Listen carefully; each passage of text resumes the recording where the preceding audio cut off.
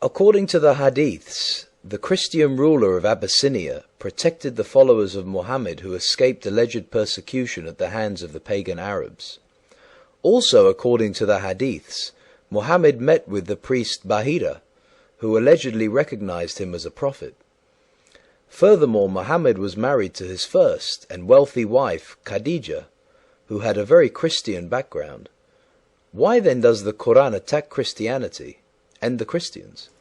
Muhammad's knowledge and understanding of Christianity was even more abysmal than that of his understanding of the Hebrew Bible, as we shall reveal. The words Christian and Christians appear 14 times in the Quran. In positive form 3 times, in negative form 7 times, in neutral mode 4 times. As we explain in our series numbers 6a and 6b, regarding the 2 periods of alleged revelations of the Quran, as well as in number 18, regarding the cases of abrogating and abrogated verses, at the beginning of Muhammad's so-called revelations in Mecca, he was conciliatory and accommodating towards both Christians and Jews. His attitude changed when he went to Medina and was rejected by both the Christians and the Jews as a prophet and as a messenger of Allah. It was during this period that he started attacking both the Christians and the Jews with an avalanche of ignorant and ignoramus hate-mongering and war-mongering verses, as well as with acts of terror against them. Muhammad in his Quran made it clear to his followers that he was the awaited for Messiah of the Jews and the Christians. Chapter 61, verse 6. And Jesus, the son of Miriam, said, "Children of Israel, I am the messenger of Allah sent to you, confirming that which was revealed before me in the Torah, and giving glad tidings of a messenger to come after me, whose name shall be Ahmad, the praised one." But when he came to them with clear signs, they said, "This is sorcery."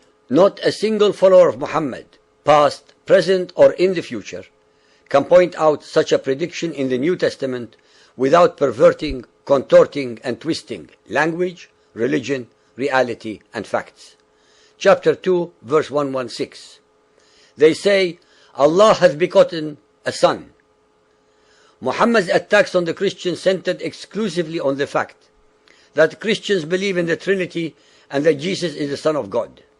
This, according to Muhammad's monotheism, is shirk, meaning associating other gods with God, rendering such believers kuffar, subject to conversion to Muhammadan Islam or to death and destruction. No matter how sweet Muhammadan scholars try to sugarcoat these diametrically opposite beliefs, the bottom line is that Christianity is synonymous with paganism. Chapter 3, verse 56. As for those disbelieving infidels, Jews, Christians, and pagans, I will punish them with a terrible agony in this world and the next. They have no one to help or save them. 361. If anyone disputes with you about Jesus being divine, flee them and pray that Allah will curse them. 369. It is the wish of the followers of the people of the book, Jews and Christians, to lead you astray, but they make none to go astray except themselves, but they perceive it not.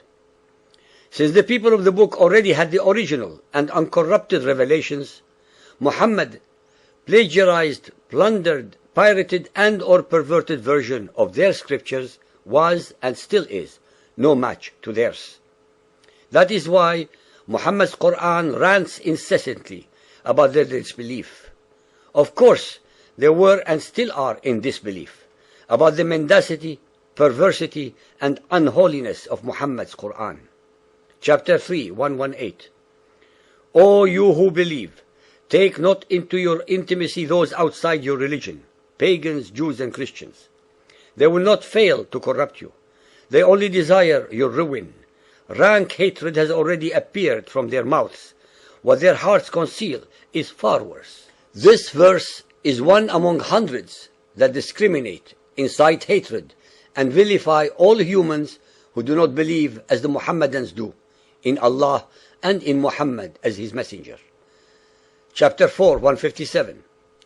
We killed the Messiah Jesus, but they killed him not. nor crucified him. For surely they killed him not. With this single verse, the Quran obliterates the whole of Christian religion, because if Jesus did not die on the cross, then there would have been no resurrection from the dead. Without death and resurrection, Jesus could not have been the Messiah, the Redeemer of humanity, and hence there can be no Christianity. Another obvious divinely revealed error in the above is the fact that the Jews never accepted that Jesus was their Messiah, and hence did not and could not have called him the Messiah Jesus. Chapter 5:17. In blasphemy, kafara, indeed are those that say that Allah is Christ, the Son of Mary. 5:18. The Jews and the Christians say, we are sons of Allah and His beloved. Muhammad's understanding of the words of the Bible, as repeatedly shown in his Quran, was utterly abysmal, to say the least. When the Bible mentions sonship, it is never meant as a biological one, but only that God, not Allah, is the father of all of his creation. 5:51. O ye who believe, take not the Jews and the Christians for your friends and protectors. They are but friends and protectors to each other. And he amongst you that turns to them for friendship is of them. The listeners should not require many more such vile verses to be convinced of the Quran's racism, hate-mongering, and discriminatory attributes.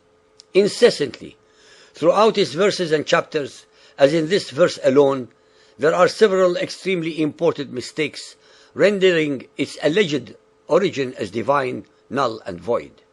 In this verse, as well as in all the other verses of the Quran, the mother of Jesus is called Miriam and not Mary. The title Messiah was given to Jesus by his much later followers from among the Greeks and the Romans, but not by the Jews. Furthermore, Messiah is Hebrew for the anointed, which is Christ in Greek. Neither Jesus nor his mother knew any God by the name of Allah, especially since the God of Israel and Jesus has no name. It is thus, in summation, impossible that the angel Gabriel, who had 610 years earlier predicted the birth of Jesus as the Redeemer of humanity, could have revealed to Muhammad such lies, errors, inconsistencies, and mendacities. All those abnormalities are easily explained when and if the listeners come to the only possible conclusion, that all these verses emanated from the mind of Muhammad and never revealed by Allah or by any God.